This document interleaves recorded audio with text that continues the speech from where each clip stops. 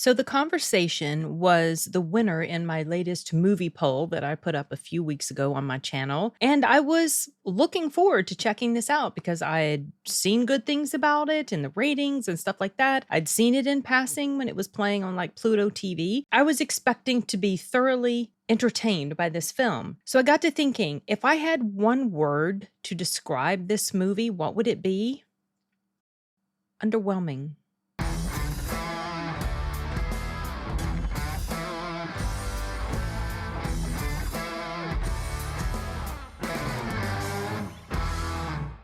It surprised me too, that that's how I felt by the time I finished watching The Conversation, which was a Gene Hackman movie. I think it came out in 1974. I had sort of seen it playing in passing on the TV, and I had only a peripheral understanding of this film. So I put that up as a possible choice for my latest movie poll, and it won. It beat out a film that I was actually kind of hoping would win, which was the Iger Sanction. I do want to get around to watching that movie. I've heard it's quite good. But I also heard this movie was quite good, and I wasn't as impressed with it as I would be. I think part of its problem, well, for me anyway, was that it was too long. It was an hour and 50 some minutes, and it feels like this film would have worked better maybe as a short. We spent a lot of time with this character, and I still didn't feel as connected with him as I wanted to be, and maybe that was the whole point of the story, was because of the type of person that he was, but it was a detriment for me. And it's kind of hard to put my finger on exactly what it was about this movie, because I mean, I was interested the whole time I was watching, but I kept watching hoping that something more compelling and interesting was going to happen. And honestly, the stuff about this movie that's the most interesting, it doesn't last very long. So you have this huge buildup to like something. Okay, let me rewind. Do the Jim Carrey, pull the line back in the blooper from Liar Liar. The synopsis of this is Gene Hackman owns this surveillance company, and he has been tasked with recording the conversation of a couple that's walking through the crowd. That's how the movie opens up. It starts off with a really interesting shot from above, looking down on this plaza area. It's slowly zooms in, and these two people are talking, and there's a recording crew. Like there's one guy watching with a sniper camera. Gene Hackman kind of is around them a time or two, and other persons around them. And so he is supposed to turn this recording over to somebody. When he is not able to turn the recording over to I think he's called the director, because the guy's not in town or whatever, and Harrison Ford played in here. He wanted to take the tapes off of Gene Hackman's hands, and Gene Hackman was like, no, he didn't feel comfortable with doing that. That part didn't happen until a bit later on, but that was like, okay, that introduced something new to the equation. Okay, what's going on? And Robert Duvall played the director. This was a movie that was written, produced, and directed by Francis Ford Coppola. So I guess I had high expectations, partly because of that. He was involved with The Black Stallion, which is one of my favorite movies ever, but he was also involved with The Godfather, and I'm not crazy about The Godfather. I know that sounds really like sacrilegious to say something like that to people that love that series, but I don't like mafia movies, so I never liked The Godfather. I like this more than The Godfather. So it starts off this long shot, then he starts to listen to the recording, and he starts to get concerned about stuff that he's heard on the recording. And he's concerned about the people that he's going to hand the tapes over to. He doesn't want to hand the tape over to anybody but the director. And so there's some friction caused by that whole thing. But in between all of these interesting things that are happening, and then of course the lead up to the climax, in between all that, we're seeing him listening to the recording, which that's important, because we hear what he hears, and he's trying to clean up the audio so he can hear something that he missed. And he hears something that he missed, and he starts to get even more like troubled about this conversation. And so that's kind of the whole crux of this movie. And the problem is, between these portions that are interesting and capture your attention, there's other like long, meandering, slow stuff that, while it does tell us about his character, to me it was just boring Terry Garr is in here. She's like this girlfriend he has on the side. She only has one scene. It's very brief. And it serves, I get that it serves a purpose. I get that these long, boring scenes serve a purpose. They tell us more about the character and his state of mind. But at the same time, he still feels quite distant. I still don't feel like I really connected with him. It felt like a lot of these scenes could have been condensed down. There's another long scene that happens where he's going to some sort of convention and these people are talking about this latest technology, and that felt like it went on a bit too long. Then there's another long scene of some partying going on at the place where his recording outfit is. That went on for a long time, and I was just like, okay, let's get moving with the main plot, because this stuff, I've already got a handle on the type of character he is. This stuff, it's not doing much for me. And by the time we finally got to the end, and I was underwhelmed by even the twist. Okay, the twist was interesting. All right, that was okay. But it did not impact me to the level that I was expecting that it would. And I think, again, it goes back to the fact that this movie felt way too long. I don't even think it should have been an hour and a half, and it was almost 2 hours long. I think it should have been an hour, 45 minutes. I feel like it would have been so much more punchy if it had been like this long scene with him and the girl that went on way too long. It's like, I don't care.